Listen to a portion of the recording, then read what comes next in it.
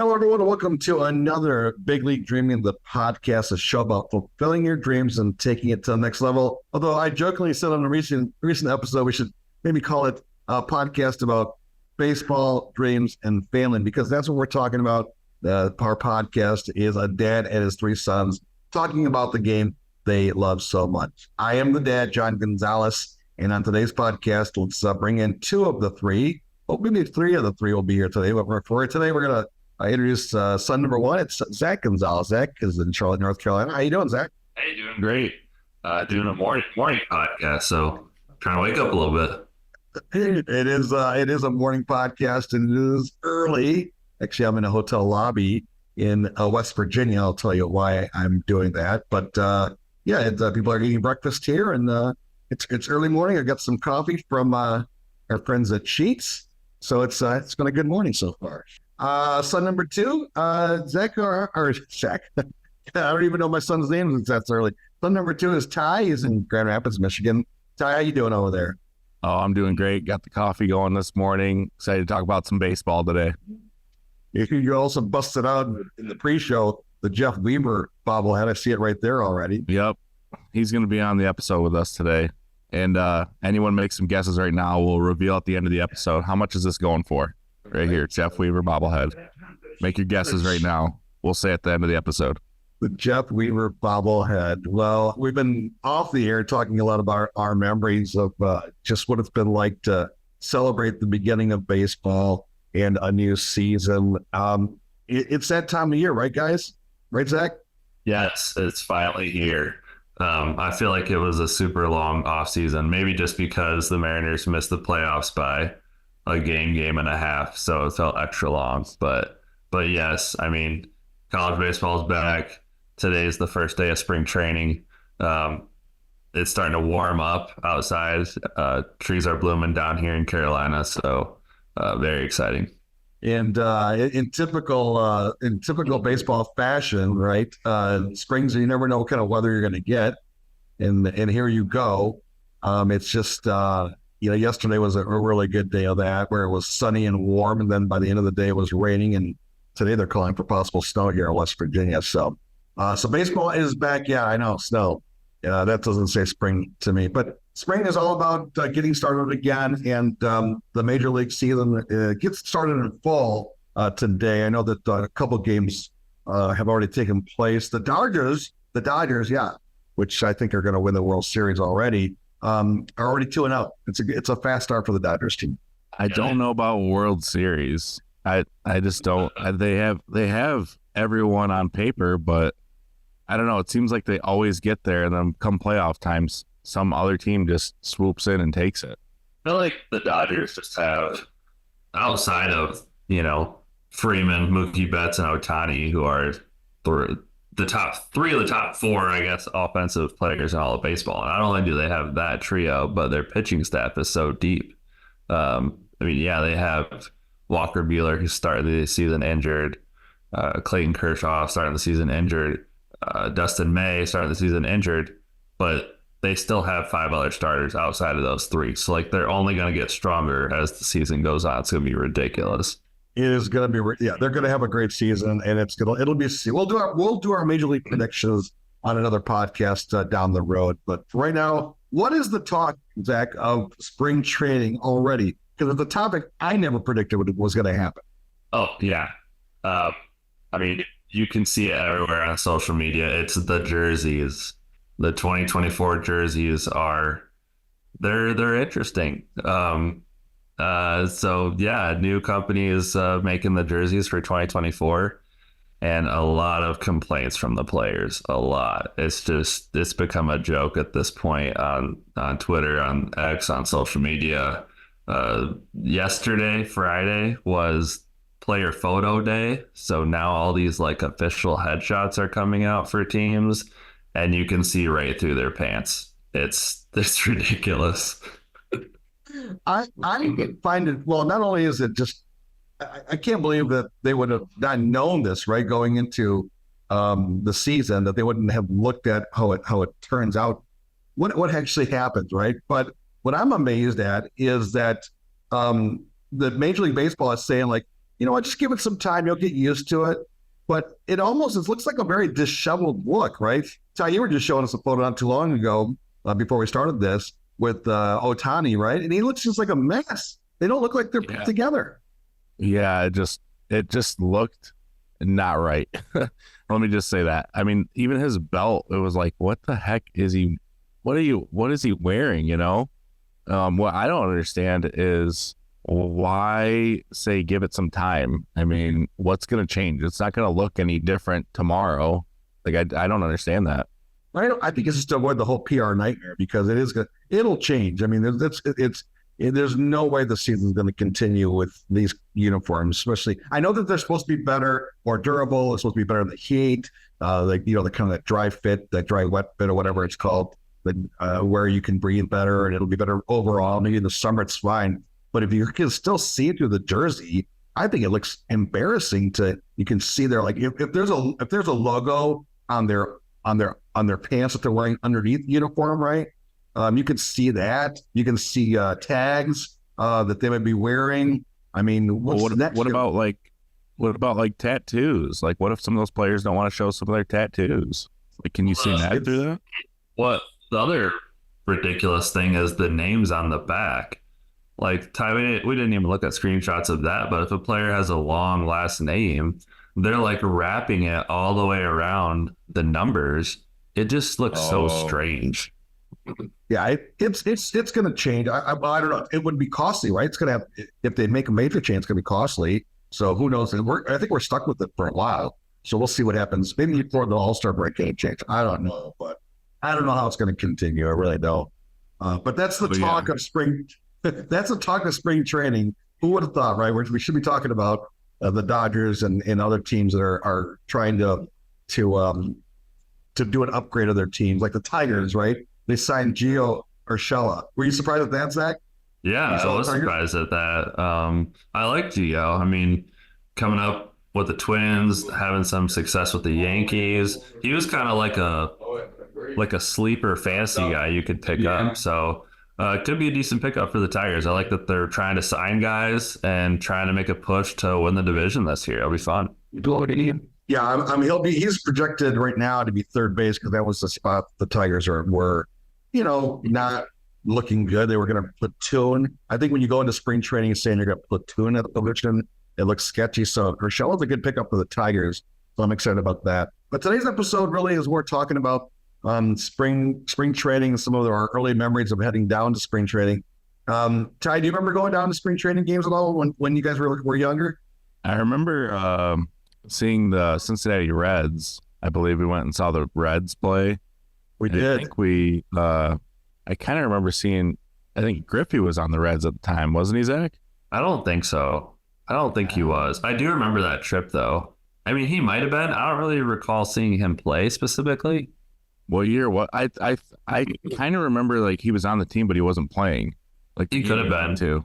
He could have been. That's at the time when the Reds were in Sarasota.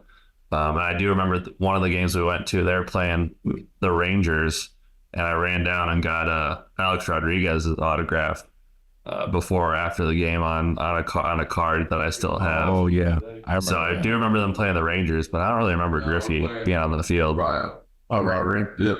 So then, what year would that have been? 2002, Dad? Yeah, I was trying to think of that, what year that was, because I had forgotten about that game, but I do remember it was in Sarasota, and I think it might have been in Ken Griffey Sr. that might have been on the roster maybe, or at least as a coach. I'm thinking that was 2002, and I have 2002 Cincinnati Reds roster pulled up, and Ken Griffey Jr. is on the roster.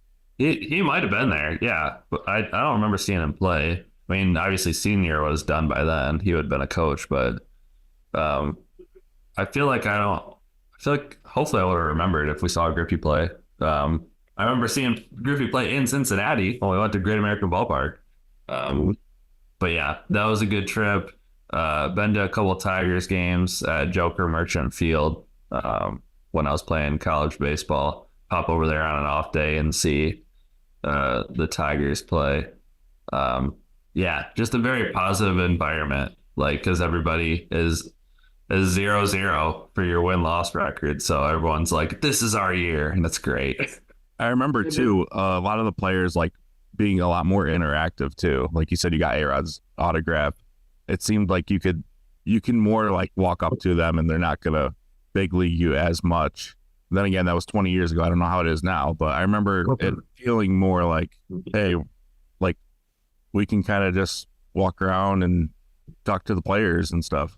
Yeah, I think that's still the case for the most part because it still has that atmosphere of families and the kids have better access to the players.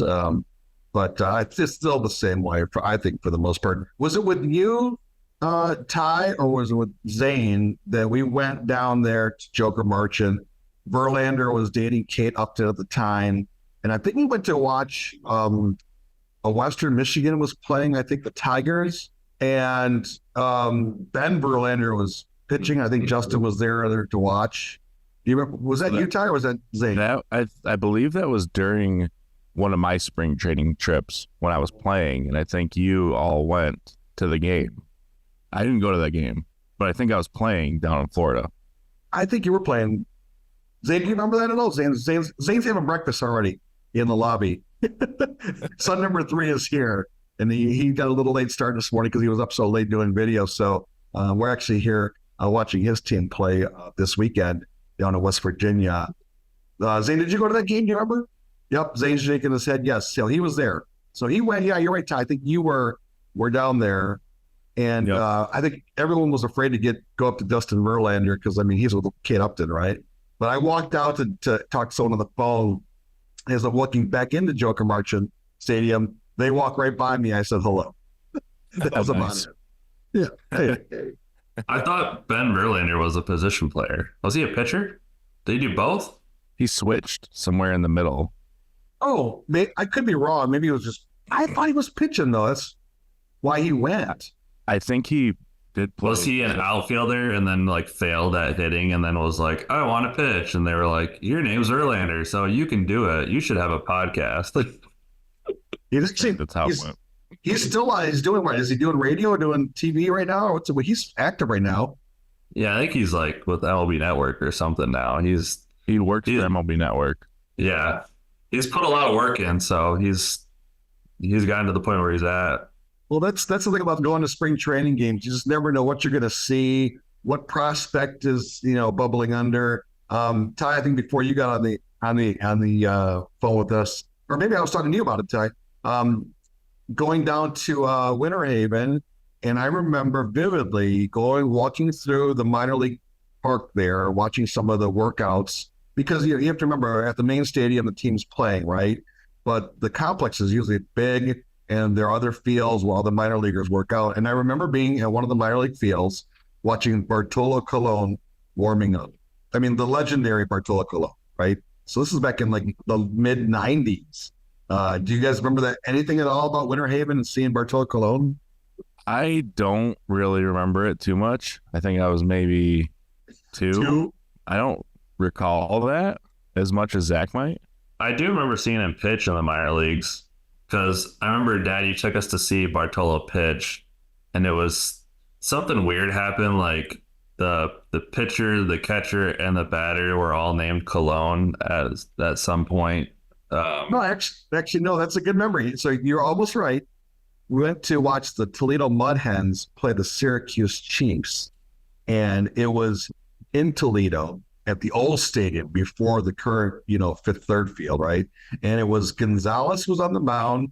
Gonzalez was catching, and the leadoff batter was Gonzalez. So it was Gonzalez to start the game. Who the Gonzalez's were, I don't know. But yeah, that was it. There's a lot of us. I remember pitching at that stadium when I was in college, like summer ball. That I got to pitch at the Ned is what they called it, at the old Mud Hen Stadium. But when we saw Bartolo Colon warm up in Florida, I don't really remember that. But was that the same exact complex, Dad, that is now like Winter Haven where the Russ Matt Invitational for Florida is? So like all three of us, me, Ty, and Zane, have all pitched there at that complex. Is that the same complex that we went to in the 90s? It is the same complex, and yeah, because when we went to watch you guys play down there, I'm like, oh, yeah, I've been here before, right? It's the same place. It's crazy to think about that. But I think spring training is a chance for families to get together, go down there. There's no pressure. The weather is typically warmer than in Michigan. So it's just fun to get away. Trying to think of course, we've been to Joker Marchant as a family as well. In Sarasota, Winter Haven. I can't think of any other minor league complexes we might have gone to. You know? No, I don't think so, because we were all playing college baseball. So that's like the time when we were in Florida. But yeah, every time that I've gone to a spring training game with you guys, it's been a lot of fun. It's so relaxed. Yeah. Sitting on the lawn, and I'm surprised a lot of the games sell out. Yeah, a lot of them do. Oh, one time I did go down to Tampa without you guys. I went down there for a conference, and I went to see the Tampa Yankees play. And Ty brought you back a Tampa Yankees hat because it said TY. Oh yeah, I remember that. And Zach, I got you a Derek Jeter baseball signed by Derek Jeter. And there was someone in our group, a young lady, let's just say, an attractive young lady in our group. And I gave her the baseball, and I said, hey, go down there and get Derek Jeter's autograph because I know he'll sign for her. Right? There's a pro tip right there for you. I still have that baseball. I'm sure you use that tip before, Zach, right? Here, Helen. Well, now I just use my kids. I just hold them up, and then they throw us baseballs and stuff. Another good thing, to do. Well, Zane's just wrapping up breakfast, so let's take a little break here, and we'll work on another episode. But anything else you guys want to add about spring training and getting the baseball season started? Excited for a fresh start for the Mets. I feel like, Zach, you said in the beginning of the podcast, it feels like forever since your Mariners didn't make it. For me, it feels like I've been waiting a long time, because about after the All-Star break, it's like, okay, when's the next season? So I've been waiting for a while for this 2024 season, ready for a fresh start, ready for spring training, ready for opening day. Excited. Yeah, I'm really excited for this season, especially the upgrades to the offense that the Mariners brought in. Also excited to watch some prospect battles, Dad. So I guess the top four guys I'm excited to watch are kind of like, I guess, the top four prospects. So number one, Jackson Holliday from the Baltimore Orioles. He'll be in big league camp with the Orioles, looking to see if they're going to start him up with the big league club opening day, because Ty, not sure if you knew this, but if you start a rookie on your roster opening day and then that rookie goes on to win the Rookie of the Year, then your team gets an extra draft pick in the first round. Really? Yep. It's like an incentive pick they just started a few years ago, and the Seattle Mariners actually got an extra pick because Julio won the Rookie of the Year. Wow, I did not know that. That's pretty cool. Or am I mixing it up? Kyle Lewis won the Rookie of the Year. Sorry. 2020, Kyle Lewis won Rookie of the Year, so they got an extra pick in 2021. Did Julio win it? Why am I messing it up? Because it's so early in the morning? I'm not sure. But anyways, I'm excited to watch Jackson Holliday with the Orioles, Wyatt Langford with the Texas Rangers, who's gotten a lot of hype about him right now, being what. So a lot of people are picking Wyatt Langford over Jackson Holliday, which is pretty crazy. Junior Caminero from the Tampa Bay Rays, who just signed that big extension before he's even touched a major league field, just like Colt Keith with the Detroit Tigers did the same thing. Caminero is a huge prospect.